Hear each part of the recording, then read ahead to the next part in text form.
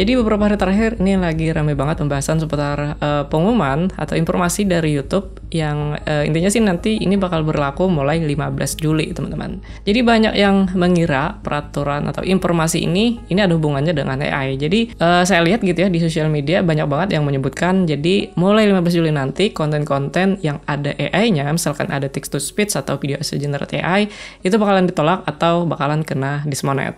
Sebenarnya ini agak sedikit lucu juga gitu ya. Kenapa? Karena di pengumuman ini kan sebenarnya tidak ada disinggung soal AI gitu ya, tidak ada disebutkan soal AI dan sebagainya. Entah kenapa banyak yang mengira ini ada hubungannya dengan AI. Bisa jadi mungkin gitu ya, karena ada kata-kata original dan authentic gitu ya. Jadi banyak yang mengira original dan authentic ini itu konten kita harus 100% dibikin manusia gitu kan, tanpa ada campur tangan robot atau AI-nya. Padahal sebenarnya ini enggak juga ya teman-teman. Jadi sebenarnya original dan autentik ini kan sebenarnya masih peraturan lama.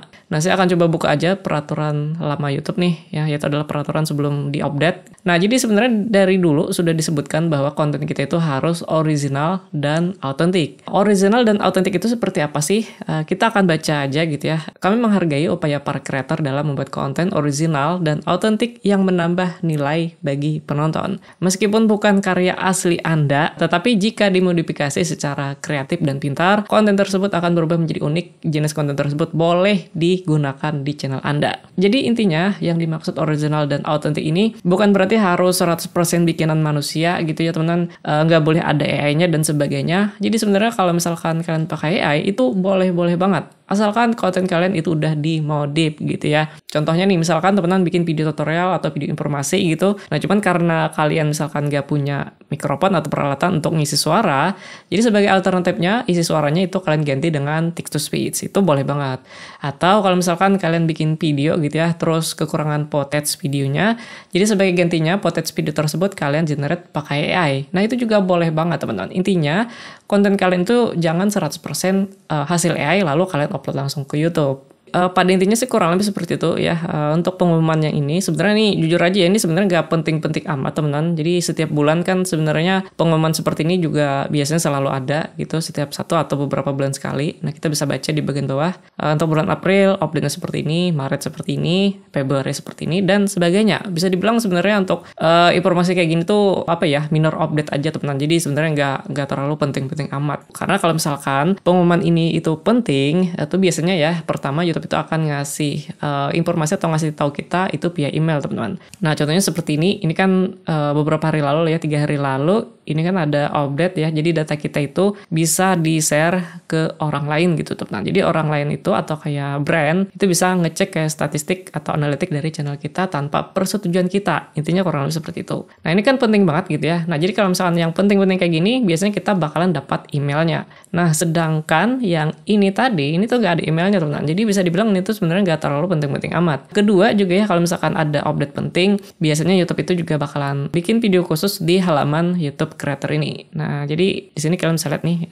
Jadi ada update-update biasanya bakalan di-upload di sini. Nah, sedangkan yang ini tadi itu juga sebenarnya juga nggak ada ya di halaman channel YouTube Creator ini. Dan ketiga juga biasanya kalau ada update penting bakalan di-update juga di blog officialnya YouTube. Nah, jadi seperti ini ya. Biasanya kalau ada yang penting bakalan diposting di sini. Dan update ini juga nggak ada di halaman blognya YouTube teman-teman.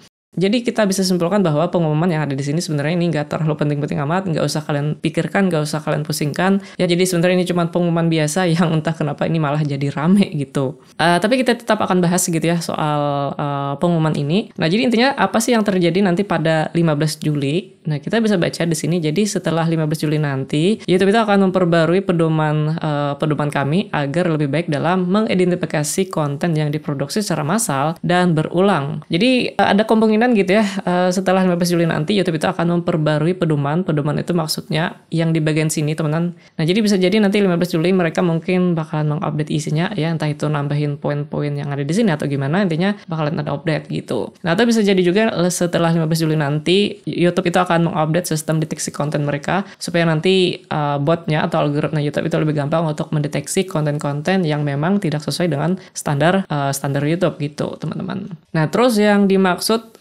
secara massal dan berulang itu seperti apa? Sebenarnya kita juga bisa baca di halaman ini ya. Sebenarnya itu juga masih masuk ke peraturan lama, teman-teman. Coba ya, saya coba cari. Nah, ini ada di bagian sini. Diproduksi secara massal atau konten yang menggunakan template yang sama di beberapa video. Nah, jadi yang dimaksud secara massal itu adalah konten yang terlihat template. Contoh gampangnya aja adalah konten tebak gambar atau kartun tempel. Secara teman-teman pada tahu lah ya. Itu kan sebenarnya kontennya kan template banget gitu ya, antara konten satu dan yang lainnya sama aja gitu. Bedanya kan cuma diganti gambar atau ganti tulisannya doang. Nah, jadi konten seperti ini kan dari dulu memang agak susah gitu, teman-teman. Biasanya kan paling sering juga kena dismonet. Nah, kemarin itu ada juga yang nyinggung soal video reaction, karena kan video reaction dianggap tidak autentik gitu ya. Nah, sebenarnya untuk video reaction itu juga boleh-boleh banget, teman-teman. Kita bisa baca di bagian sini, contoh konten yang dianggap memenuhi syarat untuk monetisasi. Nah, salah satunya yaitu adalah video reaksi yang berisi komentar Anda terhadap video aslinya. Nah, atau kita bisa baca juga di bagian bawah, menggunakan kembali konten dari sumber online lain, dan kreatornya itu tampil dalam konten atau menjelaskan cara memodifikasi konten tersebut. Nah, jadi intinya, video reaction gitu ya, kalau misalkan kalian ambil video orang lain ya, misalkan dari TikTok, dari Instagram, Facebook, dan sebagainya, lalu kalian upload ke YouTube, itu sebenarnya boleh, asalkan video tersebut kalian ubah menjadi video reaction. Nah, video reaction itu seperti apa? Jadi video reaction itu ya tentu saja kita harus nge-react atau ngasih komentar terhadap video tersebut. Jadi bukan cuman modal tempel facecam doang gitu ya, yang biasanya kan ada kecil banget di pojokan bawah dan facecamnya pun juga nggak ada ngomong sama sekali. Nah, yang seperti ini tuh salah ya, teman-teman. Jadi kalau misalkan kalian pengen bikin konten reaction, maka kalian benar-benar harus nge-react atau ngasih komentar terhadap video tersebut. Contoh gampangnya aja, kalian bisa lihat aja di channelnya Rizal Muk atau Andri Sohen. Nah, itu kan video reactionnya bagus banget tuh. Jadi mereka nggak cuman modal nempel facecam doang, tapi mereka juga benar-benar ngasih komentar, ngasih reaction terhadap videonya. Terus juga videonya juga kadang dikasih efek, sound effect, dan sebagainya gitu. Intinya udah dimodif sedemikian rupa supaya jadi terlihat lebih bagus. Nah, kalau seperti ini itu boleh banget, teman-teman.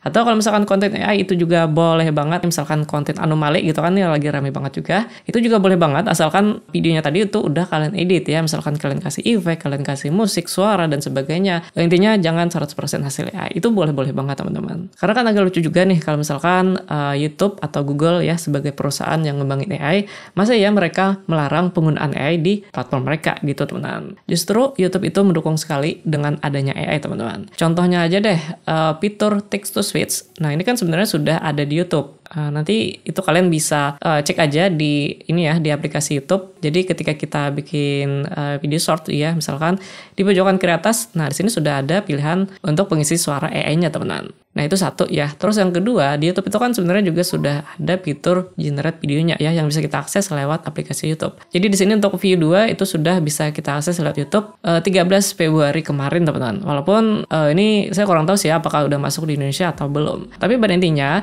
YouTube itu sangat mendukung sekali dengan adanya fitur AI kayak text to speech atau fitur generate video gitu ya, karena kan mereka ini juga salah satu perusahaan yang memang ngembangin AI. Jadi kan agak lucu juga kalau misalkan mereka justru malah melarang penggunaan AI gitu, teman-teman. Jadi kesimpulannya untuk informasi yang ada di sini sebenarnya ini gak terlalu penting-penting amat, gak usah kalian pikirin gitu ya. Jadi kalau misalkan kalian pengen pakai AI, misalkan kayak text to speech atau generate video pakai AI untuk konten kalian, itu boleh-boleh banget, teman-teman. Asalkan tadi konten kalian jangan 100% kalian bikin pakai AI. Nah, tapi kalau misalkan teman-teman mungkin punya informasi tambahan gitu ya soal pengumuman baru ini, boleh banget nanti bisa tulis saja di kolom komentar bawah, barangkali nanti kita bisa diskusi dengan teman-teman yang lainnya juga gitu.